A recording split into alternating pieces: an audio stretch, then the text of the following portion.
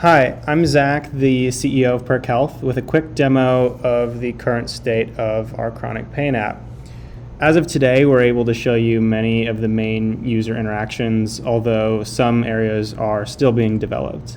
In this case, we'll be going through the app as a fictitious patient, Mary. For this scenario, Mary has already had a visit with her provider where her opioid taper plan was discussed and created. During that visit, Mary would have received a text message or email message inviting her to sign up for this patient-facing application.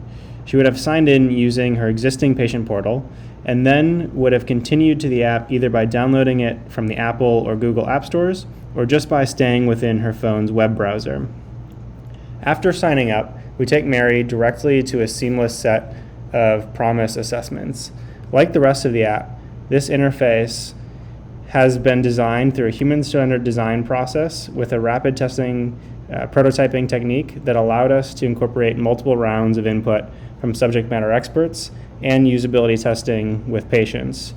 These questionnaires are implemented using a computer adaptive assessment technology, which uses an algorithm to determine the most efficient question to ask based on the previous questions to hone in on the most accurate score with the least questions possible.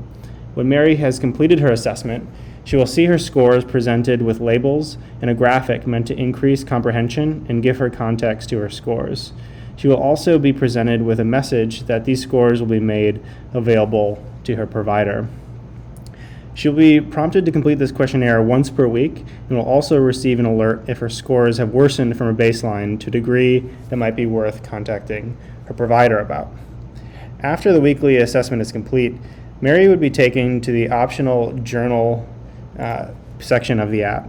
Here she'd be able to track her daily pain on the familiar 0 to 10 scale, then add more information about other facets of her life related to her chronic pain. This includes tracking any pain activities she's been engaging in, tracking where on her body she's feeling her pain, and tracking subjective mood effects commonly experienced by people with chronic pain, like tiredness or hopelessness, and their inverse positive affects, like energetic or hopeful feelings.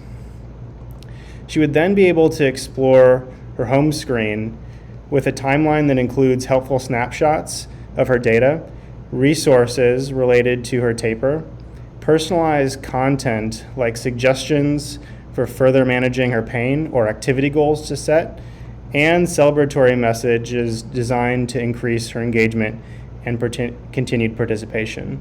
And in the future, she'll receive alerts about changes to her taper plan. She's also able to visit her Me page and explore her data further. Here she'll be able to click into pages that will help her better understand the trends in her pain and how it relates to the other aspects of her life that she's been tracking.